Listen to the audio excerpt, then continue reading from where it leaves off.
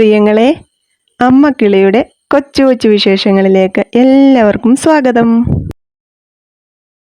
അങ്ങനെ നേരം വെളുത്തു. ബുധനാഴ്ച ദിവസത്തെ വിശേഷങ്ങളാട്ടോ. ഞാൻ രാവിലെ തിളപ്പിച്ചാറിച്ച വെള്ളം ഒരു ഗ്ലാസ് കുടിക്കും. നേരത്തെയൊക്കെ ആണെന്നുണ്ടെങ്കിൽ നമുക്ക് കട്ടൻ കാപ്പി ഇല്ലാതെ ഒരു ദിവസം തുടങ്ങുന്ന കാര്യം വലിയ പ്രയാസമായിരുന്നു കേട്ടോ. കീമോ കഴിഞ്ഞണൊക്കെയാണ് കട്ടൻ കാപ്പി ഞാൻ എൻ്റെ ലൈഫിൽ നിന്ന് തന്നെ ഒഴിവാക്കിയത് കേട്ടോ. അങ്ങനെ ഞാൻ അതിനുശേഷം കട്ടൻ കാപ്പി കുടിച്ചിട്ടേ ഇല്ല. പിന്നെ ചൂടുവെള്ളത്തിൽ നാരങ്ങ പിഴിഞ്ഞൊക്കെ കുടിക്കുമായിരുന്നു, ഗ്രീൻ ടീ കുടിക്കുമായിരുന്നു. ഇപ്പോഴും ഗ്രീൻ ടീ ഇടയ്ക്കൊക്കെ കുടിക്കും. പിന്നെ മിക്കപ്പോഴും തിളപ്പിച്ചാറിച്ച വെള്ളമാണ് രാവിലെ കുടിക്കുന്നത്. അപ്പം ഇന്ന് ഞാൻ കാര്യമായിട്ടൊന്നും അടുക്കളയിൽ രാവിലെ പാചകമില്ല കേട്ടോ. കാരണം എന്താ വെച്ചാൽ എനിക്കൊരു ചെറിയ ജോലിയുണ്ട് വെളിയിൽ, അതുകൊണ്ടാണ്. അപ്പം നിങ്ങൾ വിചാരിക്കും ഇത് ചെയ്യാനാണോ ഇത്രയും വലിയ ഡയലോഗൊക്കെ പറയുന്നതെന്ന്. എന്നെ സംബന്ധിച്ച് അത് വലിയൊരു ജോലിയാണ് എൻ്റെ പ്രിയങ്ങളെ, എന്തോ ചെയ്യാനാണ്. അപ്പം ഞാൻ ഏത്തപ്പഴം ഇരിപ്പുണ്ടായിരുന്നു, അത് നമ്മുടെ സ്പെഷ്യൽ സാധനം ഉണ്ടാക്കാൻ പോട്ടെ, ഏത്തയ്ക്കക്കളി ഉണ്ടാക്കാൻ പോവാണ്. ഇതാകുമ്പോൾ കുറച്ച് എളുപ്പത്തിൽ ഉണ്ടാക്കി വെച്ചിട്ട് എനിക്ക് ബാക്കി പണികളെല്ലാം തീർക്കാമല്ലോ എന്ന് ഓർത്തിട്ടാട്ടോ. പിന്നെ അവർക്ക് ഇഷ്ടവുമാണ്. പിന്നെ സ്കൂളിലൊന്നും ഇത് കൊണ്ടുപോകാറില്ല. രാവിലെ ഞാൻ കാപ്പി ഉണ്ടാക്കുന്നതാണ് മിക്കപ്പോഴും അവർ സ്കൂളിലോട്ട് കൊണ്ടുപോകാറുള്ളത്. പക്ഷേ ഇത് കൊണ്ടുപോകത്തില്ല കേട്ടോ. ഇത് ചിലപ്പം കേടായിപ്പോവും, പാലൊഴിക്കുന്നതായതുകൊണ്ട്. അപ്പം രാവിലെ കഴിക്കാനുള്ളത് ഞാൻ ഉണ്ടാക്കി വെക്കാൻ പോവാണ്. മുത്ത് ട്യൂഷന് പോയേക്കുവാ കേട്ടോ. മോനുകുട്ടൻ എഴുന്നേറ്റിട്ടില്ല. ഇനി മോനുകുട്ടൻ എഴുന്നേക്കണമെന്നുണ്ടെങ്കിൽ ചെറുക വിളിച്ച് എഴുന്നേൽപ്പിച്ച് അയ്യോ, അതൊരു ചടങ്ങാണ് കേട്ടോ, പള്ളി ഉറക്കം കഴിഞ്ഞ് വരിക എന്ന് പറയുന്നത്. അപ്പോൾ ഞാനിത് ആക്കി വെച്ചിട്ട് അങ്ങ് വെളിയിലോട്ട് ഇറങ്ങാമെന്ന് വിചാരിച്ചിട്ടാട്ടോ. വേറെ ഒന്നുമല്ല എൻ്റെ പ്രിയങ്ങളെ, ഞാൻ നമ്മുടെ ന്യൂ ഇയർ, ക്രിസ്തുമസ് ആ സമയത്തുള്ള വീഡിയോയിലൊക്കെ പറഞ്ഞിരുന്നില്ലേ, വീടിന് ചുറ്റും അങ്ങ് കാടാട്ടോ. കാടൊന്ന് വൃത്തിയാക്കാൻ വേണ്ടിയിട്ട് നമുക്ക് പണിക്കാരെ ഒന്നും കിട്ടിയില്ല. അപ്പം കാടടിക്കുന്ന മെഷീന് മാമൻ്റെ വീട്ടിലുണ്ട്, മാമനുണ്ട് കേട്ടോ. അപ്പം സുഖമില്ലാതെ സർജറിയൊക്കെ കഴിഞ്ഞ് റെസ്റ്റ് എടുത്തിരിക്കുന്നതുകൊണ്ടാണ് ഞാൻ മാമനോട് പറയാഞ്ഞത്. അപ്പം ഇപ്പം റെസ്റ്റൊക്കെ കഴിഞ്ഞു, മാമൻ ഫീൽഡിലോട്ട് ഇറങ്ങിയിട്ടുണ്ട്. അപ്പം മാമൻ കഴിഞ്ഞ ദിവസം വന്ന് അതെല്ലാം കാടെല്ലാം അടിച്ചു. അപ്പോൾ ഇനി അവിടെ എല്ലാം ഒന്ന് വൃത്തിയാക്കണം, അത്രയേ ഉള്ളൂ ജോലി. അപ്പം ഞാൻ മോനുകുട്ടനെ ഒന്ന് എഴുന്നേൽപ്പിക്കാമെന്നും കണ്ട് വന്ന് വിളിച്ചതാണ്. മോനുകുട്ടൻ കിടക്കുന്ന കിടപ്പ് കണ്ടോ? ഈ കിടപ്പാണ് രാത്രിയിൽ എന്നെ ചവിട്ടി കൂട്ടുന്ന കിടപ്പാണ് കേട്ടോ. ഞാനിങ്ങനെ പറഞ്ഞെങ്കിലും ഇത് ഭയങ്കര എനിക്ക് വല്ലാത്തൊരു പ്രശ്നമായിട്ട് വരുവാണ്. കാരണം എന്ന് വെച്ചാൽ മോനുകുട്ടൻ കിടക്കുന്ന സൈഡിലാണ് സർജറി കഴിഞ്ഞ ഭാഗം എൻ്റെ കേട്ടോ. അപ്പം ഇവൻ ഇങ്ങനെ കാലെടുത്തൊക്കെ ഇട്ടാലേ എനിക്ക് വല്ലാത്ത, ഞാൻ ചിലപ്പോൾ എനിക്കറിയില്ല, ജീവൻ പോകുന്ന പോലെ വേദന എടുക്കുവേ. അപ്പം ഞാൻ പറയും എൻ്റെ മോനുകുട്ടാ ചവിട്ടല്ലേ എന്നൊക്കെ. അപ്പം കിടക്കാൻ നേരത്ത് പ്രാർത്ഥിക്കുന്ന കേൾക്കാം, എൻ്റെ ദൈവമേ അമ്മ ചവിട്ടല്ലേ, സ്വപ്നമൊന്നും കാണിക്കല്ലേ, ഇങ്ങനെയൊക്കെയാണ് പ്രാർത്ഥിക്കുന്നത്. അപ്പോൾ ആ കൂട്ടത്തിൽ ഇതും പറഞ്ഞിട്ടൊക്കെയാണ് കിടക്കുന്നത്. പക്ഷേ ഉറക്കം വന്നു കഴിയുമ്പോഴത്തേക്ക് ഈ ചവിട്ട് തുടങ്ങുമേ. അപ്പം അതൊരു പ്രശ്നമായിട്ട് വരുന്നുണ്ട്. പിന്നെ കൂടെ കിടത്തിയില്ലെങ്കിൽ എനിക്ക് അതിനെക്കാട്ടി വിഷമം, ഉറക്കവും വരത്തില്ല, അതൊരു കാര്യം. അപ്പം ഞാൻ മോനുകുട്ടനെ വിളിച്ചു, എഴുന്നേറ്റില്ല, പതിയെ എഴുന്നേറ്റ് വരുത്തേ ഉള്ളൂ. ഞാനപ്പം കുറേ തുണികൾ കഴുകാനുള്ളതെടുത്ത് വാഷിംഗ് മെഷീനകത്ത് ഇടാമെന്ന് വിചാരിച്ചു.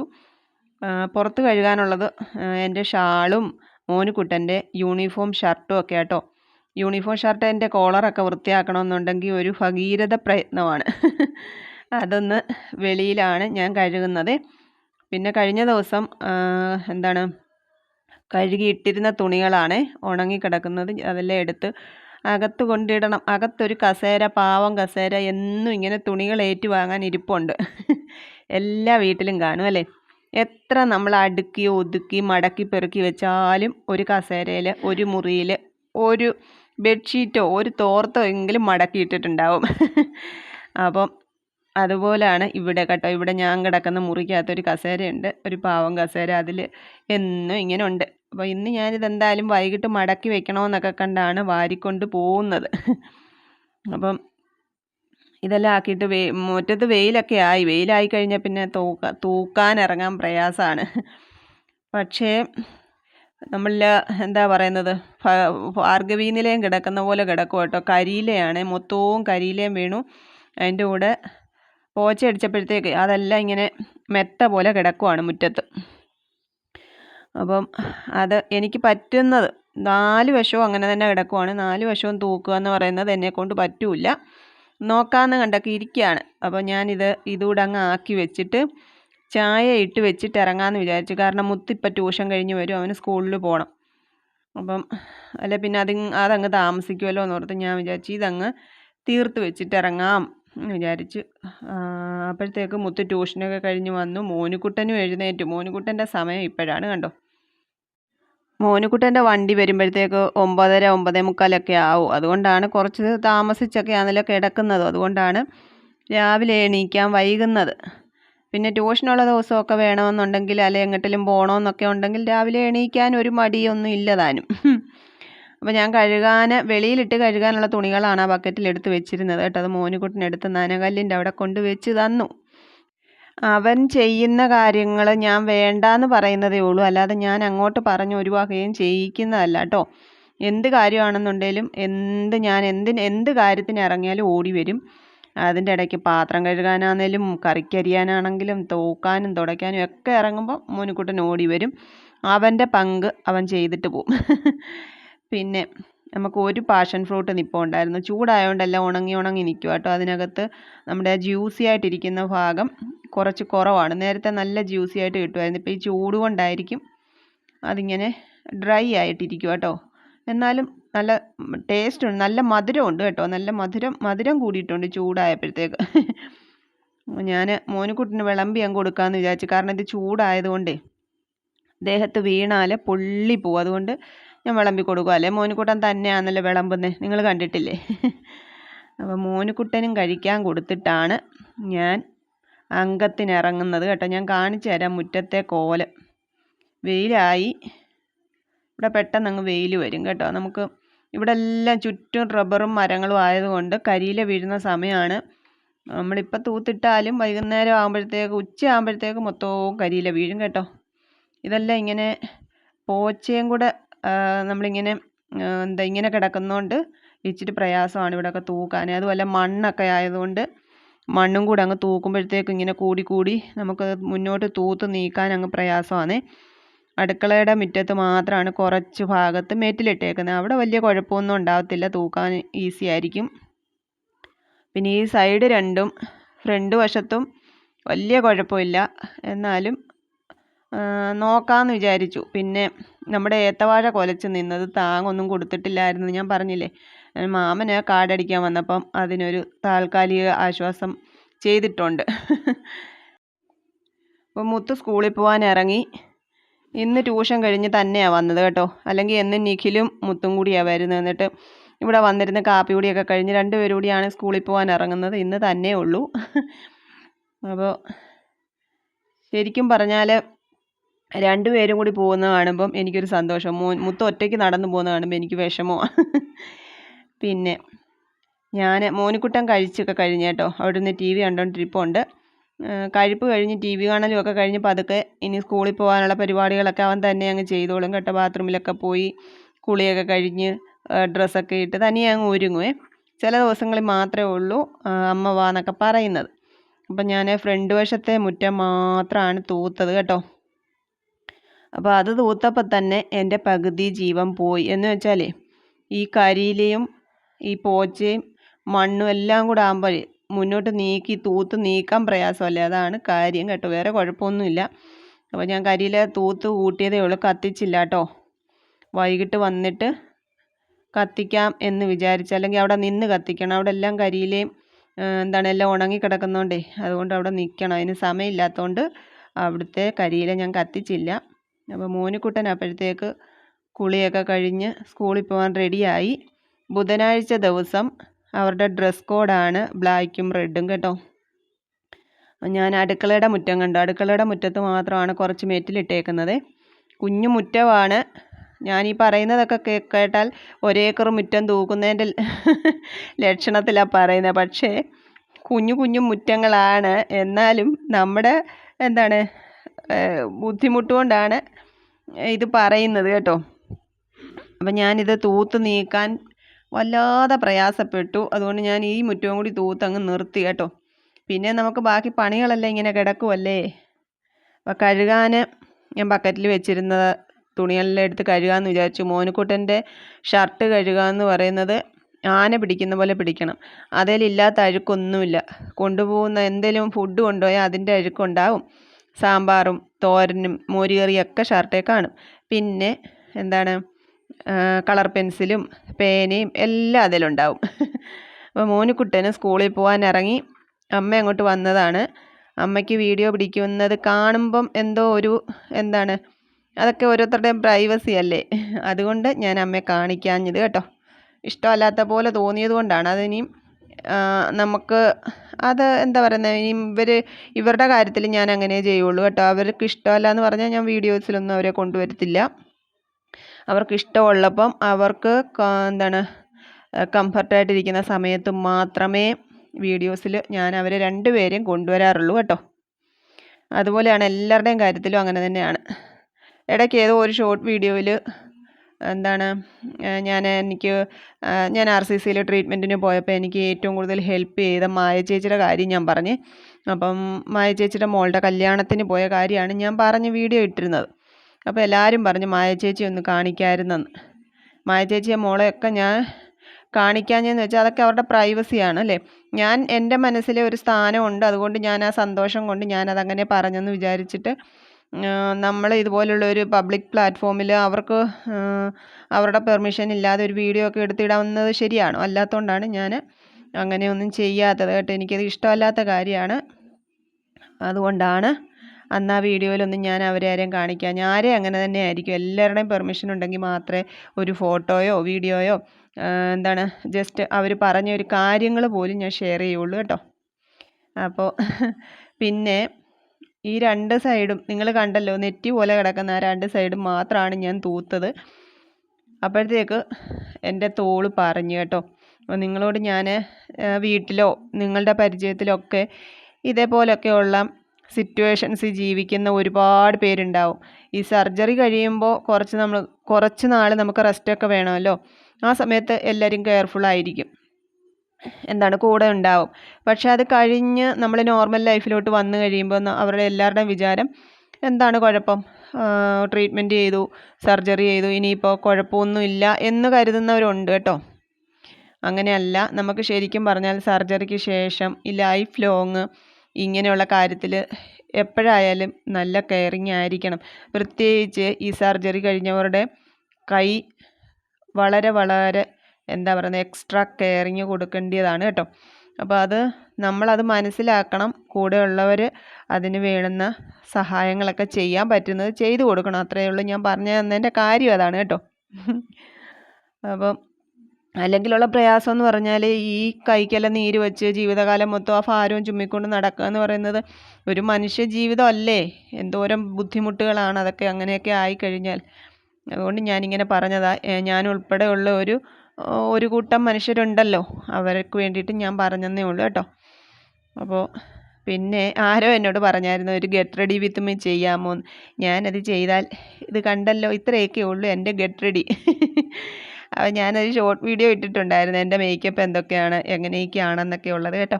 അതൊക്കെ കണ്ടവർക്കൊക്കെ മനസ്സിലാവും. അപ്പം ഇനിയിപ്പോൾ നമ്മൾ അടുത്ത സമ്മേളന സ്ഥലത്തോട്ട് പോവുകയാണ്. ഈ ഷാള് കുത്താനൊക്കെ എൻ്റെ കൈ വല്ലാതെ പ്രയാസപ്പെടും കേട്ടോ. എന്നാലും കുഴപ്പമില്ല, എനിക്കിതില്ലാതെ പോകാൻ ഇറങ്ങാൻ വലിയ ബുദ്ധിമുട്ടാണ്.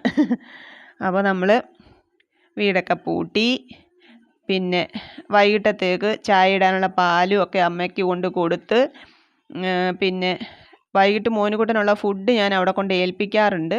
പക്ഷേ ഇന്ന് വേണ്ടാന്ന് പറഞ്ഞു കേട്ടോ. ഇന്ന് അമ്മ എന്തോ വീട്ടിൽ ഉണ്ടാക്കി വെക്കാമെന്ന് പറഞ്ഞു. അതുകൊണ്ട് ഞാൻ രാവിലത്തേത് എടുത്തിട്ടില്ല, പാല് മാത്രമേ എടുത്തിട്ടുള്ളൂ. അതുകൊണ്ട് അമ്മയ്ക്ക് അങ്ങോട്ട് ഏൽപ്പിച്ചിട്ടാണ് ഞാൻ പോകുന്നത്. അപ്പം ഞാൻ പോകുന്നത് എങ്ങോട്ടാണെന്ന് ചോദിച്ചാൽ നേരെ ജോലിക്കൊന്നും അല്ല പോകുന്നത്. ഇന്ന് ഞാൻ നേരെ പോകുന്നത് പിന്നെ മുത്തിൻ്റെ സ്കൂളിൽ PTA മീറ്റിംഗ് ആണ്. 2 മണിക്കാണ് മീറ്റിംഗ്. അപ്പോൾ ആ നട്ടുച്ച വെയിലത്ത് വരാനുള്ള ബുദ്ധിമുട്ട് കൊണ്ട് ഞാൻ നേരെ സ്കൂളിലൊന്ന് കയറിയിട്ടാണ് ഇന്ന് ജോലിക്ക് പോകുന്നത് കേട്ടോ. അപ്പോൾ സ്കൂളിൽ ചെന്നാൽ മുത്തിൻ്റെ കൂട്ടുകാരെയും ടീച്ചേഴ്സിനെയൊക്കെ ഒന്ന് കാണണം. കൂട്ടുകാരെ മിക്കപ്പോഴും കാണാറുണ്ട്, ടീച്ചേഴ്സിനെ കാണുക എന്നുള്ളതാണല്ലോ മെയിൻ സംഭവം. അപ്പോൾ എക്സാം ടൈമിൽ ആകെപ്പാടെ പഞ്ചറായൊക്കെ ഇരുന്ന് 3 എക്സാമാണ് എഴുതിയിട്ടുള്ളത്, ബാക്കിയൊക്കെ മിസ്സായി പോയി. അതുകൊണ്ട് അതിൻ്റേതായിട്ടുള്ള പോരായ്മകളൊക്കെ ഉണ്ട്. ഇപ്പോൾ റിവിഷൻ ക്ലാസ്സുകളും ടെസ്റ്റ് പേപ്പറുകളും നടത്തിക്കൊണ്ടിരിക്കുകയാണ്. അപ്പം ഞാൻ ചെന്നു മുത്തിനെ ക്ലാസ്സിൽ നിന്ന് വിളിച്ചു വന്ന് ടീച്ചേഴ്സ് റൂമിലോട്ട് പോയതാട്ടോ. എല്ലാ ടീച്ചേഴ്സിനെയും കണ്ടു. അതൊക്കെ കഴിഞ്ഞ് ഇറങ്ങിയപ്പോഴത്തേക്ക് ഇൻ്റർവെൽ ടൈമായി. ഇതാണ്ട് ഒരു പച്ചവിട്ടലിൻ്റെ പുറകെയാണ്. മുത്തിൻ്റെ കൂട്ടുകാരാട്ടോ, സ്വന്തം കൂട്ടുകാർ.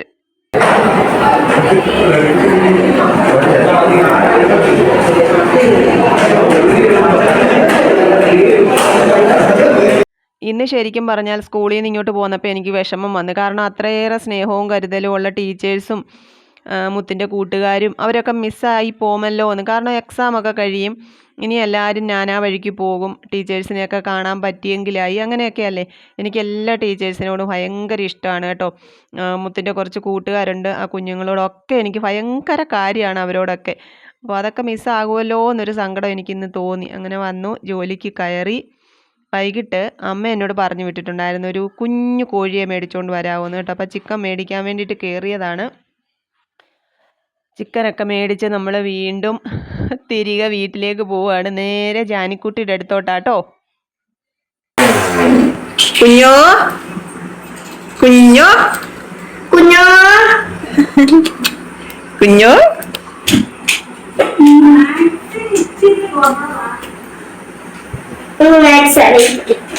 എന്താ അറിയാത്ത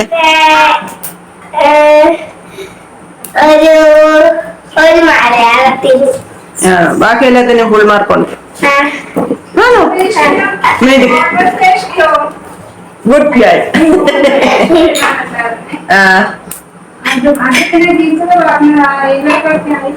ചിക്കൻ മേടിക്കാൻ എന്നോട് അമ്മയാ പറഞ്ഞത് കേട്ടോ. രാവിലെ പോകാൻ തന്നെ പറഞ്ഞു ഒരു കുഞ്ഞു കോഴി മേടിക്കാറുണ്ട് കേട്ടോ.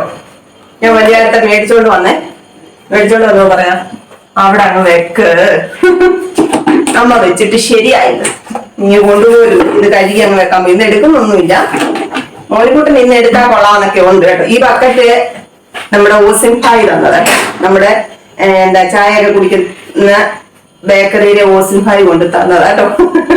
100 രൂപ തരണമെന്നൊക്കെ പറഞ്ഞ് എനിക്ക് കൊണ്ട് തന്നതാണ്. ചുമ്മാ കേട്ടോ, വെറുതെ പറയുന്നതാണ്. പിന്നെ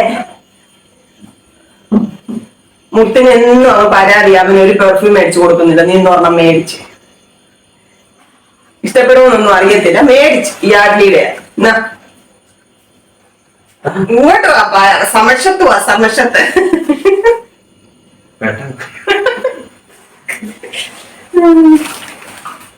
പിന്നെ പാല് മേടിച്ചു, ഒരു ക്രാക്ക് മേടിച്ചു, പിന്നെ കാഷ്യൂ നട്ട്സ് മേടിച്ചു. ഇത് ഇച്ചിരി റൈസ് ഇരിപ്പുണ്ട്, ബസുമതി റൈസ് കേട്ടോ.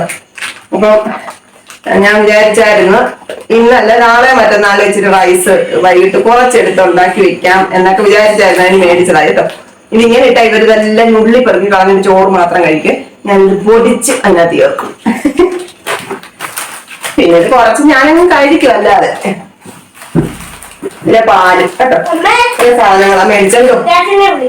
മോനെ കൊണ്ട് അത് എടുത്തോണ്ട് വെച്ചു, അച്ഛൻ വരുന്നു. പിന്നെ ഇന്ന് കഴിക്കാന് സമോസ മേടിച്ചു കേട്ടോ. സമോസ ഞാനിക്കുട്ടിക്കും കൊടുത്തു. ഞാനിക്കുട്ടിക്ക് ഏത്തക്കാപ്പോ കൊടുത്തത്. സമോസ കുക്കുവിന് കൊടുത്തു. മാമന് വേണ്ടാന്ന് പറഞ്ഞു, ഗ്യാസിന്റെ സ്മെല്ലുണ്ട്. അപ്പൊ ഇന്ന് പകലത്തെ ഇവിടുത്തെ ജോലികളൊക്കെ നിങ്ങളെ ഞാൻ വീഡിയോയിൽ കാണിച്ചില്ലേ, അതുകൊണ്ട് ഇന്നത്തെ രാവിലത്തെ ജോലിയുടെ കൂടുതലുണ്ട്.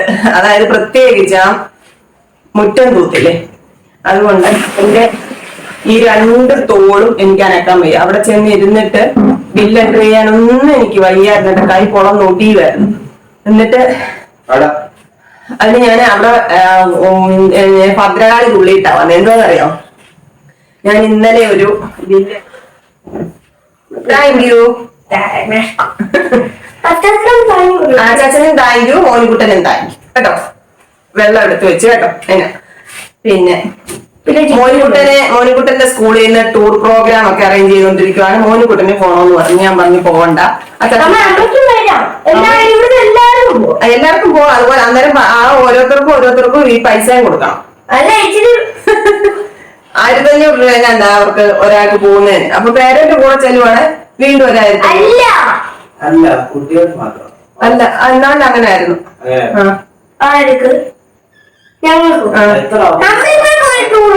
അതോടെ പോയില്ല, വിടുന്നില്ല, കുറച്ച് കഴിഞ്ഞിട്ട് പോവാം.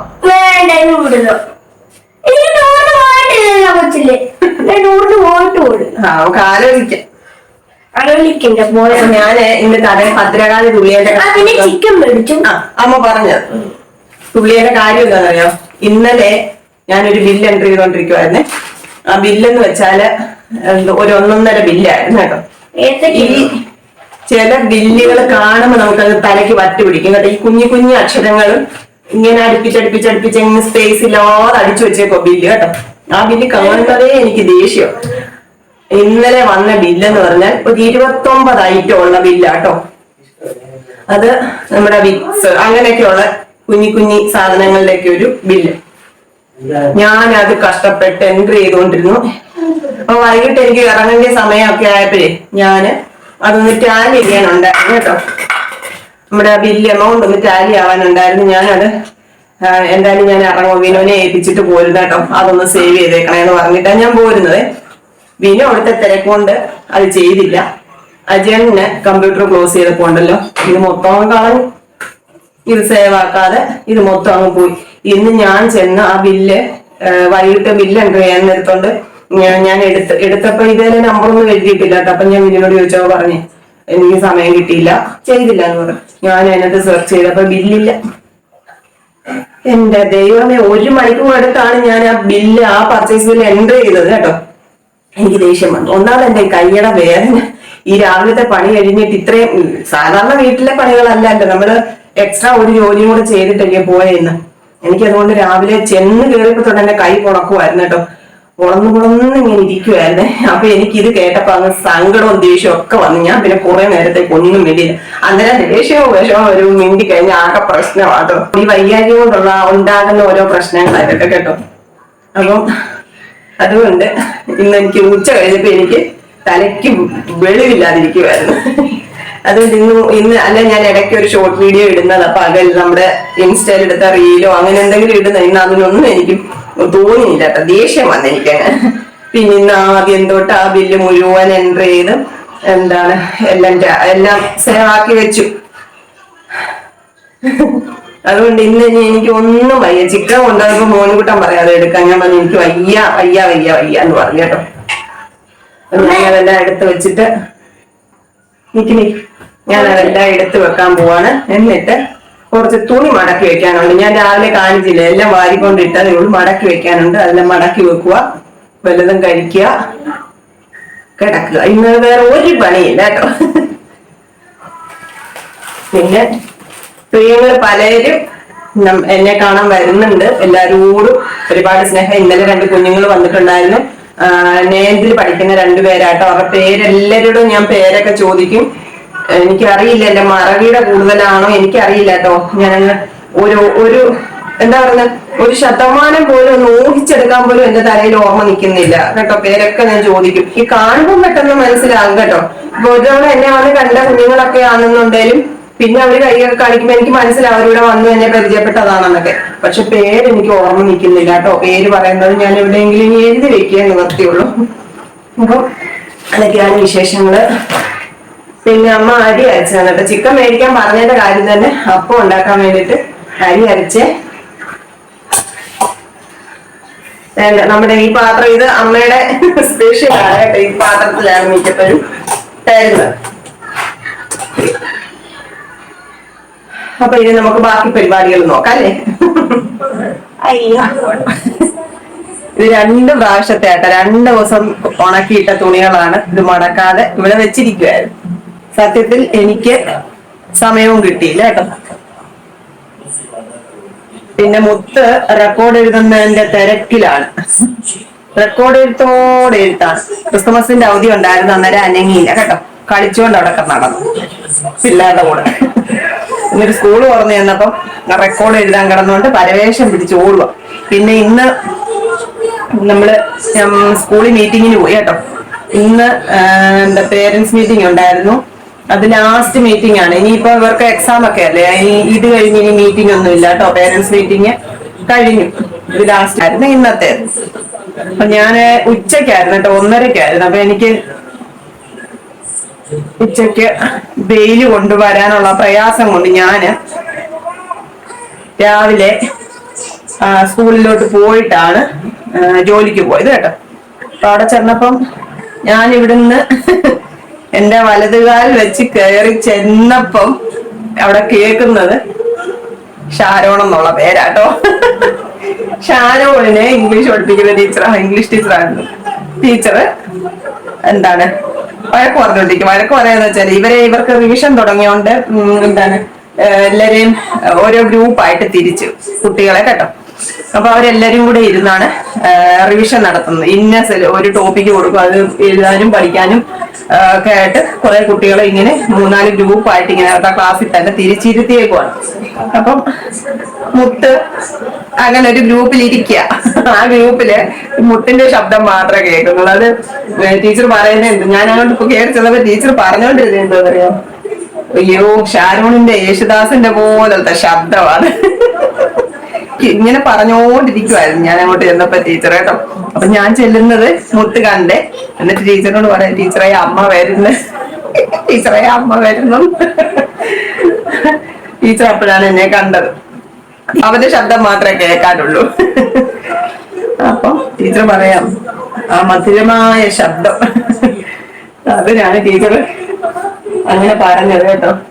അപ്പൊ ഞാനത് കേട്ടോണ്ടാണ് കേറി ചെന്നത്. എന്താണ് ഓട്ടോ ഒക്കെ അറേഞ്ച് ചെയ്ത് എക്സാമിന് വിട്ടെങ്കിലും അവിടെ ചെന്ന് പടിയൊക്കെ കയറുകയും അങ്ങനെയൊക്കെ ചെയ്ത് കാലിന്റെ വേദനയും ആകെപ്പാടെ തൊന്തരവായിരുന്നല്ലേ എക്സാമിന്റെ സമയത്ത്. പിന്നെ അതൊന്നും ഒരു എക്സ്ക്യൂസ് അല്ല. എല്ലാ ടീച്ചേഴ്സിനെയും കണ്ടു. എന്താണ് ഒരു ടീച്ചറിന്, ഒരു കമ്പ്യൂട്ടർ ആപ്ലിക്കേഷൻ പഠിപ്പിക്കുന്ന ഒരു സാറിനെ മാത്രമേ ഉള്ളൂ കാണാഞ്ഞത്. 8 സാറിന് ലീവായിരുന്നു, സാറിനെ കണ്ടില്ല. ബാക്കി ടീച്ചേഴ്സിനെയൊക്കെ കണ്ടു. അപ്പം ഇന്നത്തെ മീറ്റിങ്ങിന്റെ കാര്യം അങ്ങനെ, ലാസ്റ്റ് മീറ്റിംഗ് അങ്ങനെ ആയിരുന്നു.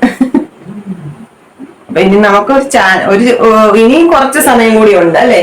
അത് മാക്സിമം യൂട്ടിലൈസ് ചെയ്താൽ നല്ല മാർക്ക് സ്കോർ ചെയ്യാം, അത്രേ ഉള്ളൂ. അപ്പം റെക്കോർഡൊക്കെ സബ്മിറ്റ് ചെയ്യാൻ ഇനിയും ഉണ്ട്. അതിന് കുറച്ച് കാര്യങ്ങളൊക്കെ ഏതാണ്ടൊക്കെ ഒട്ടിക്കാനൊക്കെ ഉണ്ടായിരുന്നു കേട്ടോ. അതൊക്കെ ചെയ്തുകൊണ്ട് ഇങ്ങനെ ഇരുന്നത് കൊണ്ടാണ് ഈ ജോലികളൊന്നും ഞാൻ ഏൽപ്പിക്കാഞ്ഞത്. വേണമെങ്കിൽ ഇനി ആ ഒരു എക്സ്ക്യൂസ് പറയണ്ടെന്ന് വിചാരിച്ച് ഞാൻ അങ്ങ് മടക്കി വെക്കാന്ന് വിചാരിച്ചു സമയമുള്ളപ്പോ. പിന്നെ അവരുടെ ഡ്രസ്സൊന്നും ഞാൻ മടക്കുന്നില്ല, അതൊക്കെ അങ്ങ് കൊണ്ട് കൊടുക്കും. അതൊക്കെ തന്നെ മടക്കി വെച്ചോളും, ബാക്കിയൊക്കെ ഞാൻ അങ്ങ് മടക്കും കേട്ടോ. എനിക്ക് ഈ ജോലി ഇങ്ങനെ കിടക്കുന്ന കാണുമ്പോ എനിക്ക് തലയ്ക്ക് വട്ട് പിടിക്കുമായിരുന്നു കേട്ടോ.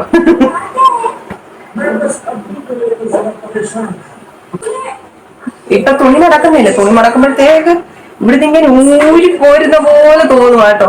തുണി അലക്കി വിരിക്കുമ്പോഴും അങ്ങനെയാണ്. വിരിക്കാൻ അങ്ങോട്ട് കൊണ്ടുവന്നാലും ഇതുപോലെ 2 എണ്ണം അങ്ങോട്ട് വിരിച്ചു കഴിയുമ്പോഴത്തേക്ക് അയ്യോ. ഇന്ന് മുത്തില്ലായിരുന്നല്ലോ, മുത്ത് അങ്ങ് പോയി കഴിഞ്ഞാൽ ഞാൻ വാഷിംഗ് മെഷീന് ഇങ്ങോട്ട് കിടന്ന തുണിയെല്ലാം എടുത്ത് വിരിക്കാൻ പറ്റിയത് കേട്ടോ. അതെല്ലാം വിരിച്ചു കഴിഞ്ഞപ്പോഴത്തേക്ക് എന്റെ കോള് കഴിഞ്ഞു. മോനിക്കുട്ടന്റെ പുതിയ ഷർട്ടുകൾ 1-2 തവണയൊക്കെ ഇട്ട ഷർട്ടുകളൊക്കെ അങ്ങ് ചെറുതായി പോയി കേട്ടോ. അതൊക്കെ ഇരിക്കുന്ന കാണുമ്പോൾ സങ്കടം വരുവേ. പിന്നെ ഇനി ഇടാൻ പറ്റത്തില്ലല്ലോ എന്നുള്ള. എനിക്ക് ഒത്തിരി ഇഷ്ടമുള്ള ഷർട്ടുകളൊക്കെ ഉണ്ടായിരുന്നു അതിനകത്ത്. ഷാള് കുറച്ചൊക്കെ അവിടെ ഒരു ഹാങ്കർ ഉണ്ട് കേട്ടോ, ഒരു ഷർട്ട് ഇടുന്നത്. അതിലോട്ടാണ് ഞാൻ കുറച്ചൊക്കെ എപ്പോഴൊക്കെ ഇടുന്നത് കേട്ടോ. ബാക്കിയുള്ള ചിലതൊക്കെ ഉള്ളു ഞാൻ എടുത്ത് അകത്തൊക്കെ വെക്കുന്നത്. അകത്ത് വെച്ചാലുള്ള പ്രശ്നം എന്ന് പറഞ്ഞാൽ എനിക്ക് ഈ ചുരുണ്ട് കൂടിയിരിക്കുന്നത് ഇഷ്ടമല്ല. ചുരുണ്ട് കൂടി നമ്മൾ എവിടെയെങ്കിലും പോവാൻ നേരത്തെ പിന്നെ അതെടുത്ത് അയൺ ചെയ്യണം. അതൊരു ജോലി തന്നെ കേട്ടോ. പക്ഷെ എല്ലാം ഒന്നും ഹാങ്കറിൽ ഇടാൻ സ്ഥലമില്ല.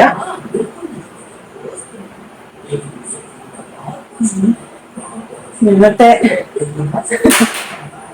പണികളൊക്കെ ഏകദേശം കഴിഞ്ഞു. ഇനിയും വല്ലതുമൊക്കെ കഴിച്ച് കിടക്കാം.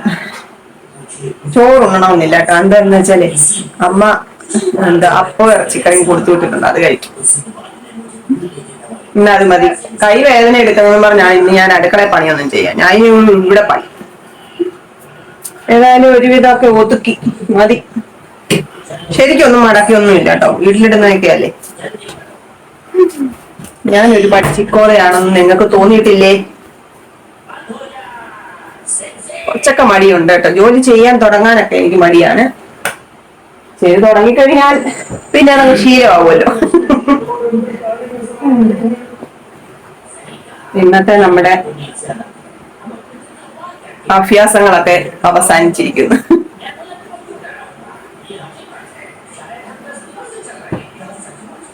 ആരോ പറഞ്ഞിട്ടുണ്ടായിരുന്നേ ഒരു ഗെറ്റ് റെഡി വിത്ത് മീ ചെയ്യാൻ കേട്ടോ. എന്റെ ഗെറ്റ് റെഡി വിത്ത് മീ ഒക്കെ വന്നാൽ നിങ്ങൾ എന്നെ ഓടിക്കും. നേരത്തെ ഒന്നും ഈ ഷാളൊന്നും എന്നും കരുതത്തൊന്നുമില്ലായിരുന്നു കേട്ടോ. ഇപ്പൊ ഞാൻ കഴുകും. എന്ന് വെച്ചാൽ നമ്മൾ ഈ കോവിഡിന്റെ ഒരു കുറെ പ്രിക്കോഷൻസ് ഒക്കെ എടുത്ത ആ സമയം തൊട്ട് എന്തുവാ കഴുകും കേട്ടോ. ഇത്രയും ദിവസത്തെ ഡ്രസ്സാണ് മടക്കാനിരുന്നത്. എത്രണ്ണം ഉണ്ട്? 1, 2, 3, 4, 5, 6 ദിവസത്തെ. ഇനി ഇതെല്ലാം മുത്തിന്റെ ഡ്രസ്സെല്ലാം കൊടുക്കണം, മുനിക്കുട്ടന്റെ എടുത്തു വെക്കണം. അത്ര. അപ്പൊ ഇനി പോയി വല്ലതും കഴിക്കട്ടെ. കഴിക്കാന്ന് വെച്ചാൽ എന്താണ്, ചോറെടുക്കുന്നില്ല. അപ്പൊ ഇന്നത്തെ ഇത്രയൊക്കെ ഉള്ളു വിശേഷങ്ങൾ കേട്ടോ. അപ്പോ ടാറ്റാ. അങ്ങനെ ഇന്നത്തെ ദിവസവും കഴിഞ്ഞു. എന്തോരം തുഴഞ്ഞാൽ ഒരു ദിവസം കടന്നു പോലെ. കടന്നു പോകാനുള്ള കരുത്ത് നൽകണേ ദൈവമേ എന്ന് പ്രാർത്ഥിച്ച് എവിടെയെങ്കിലും മാറിക്കിടന്ന് ഇനി ഉറങ്ങാം.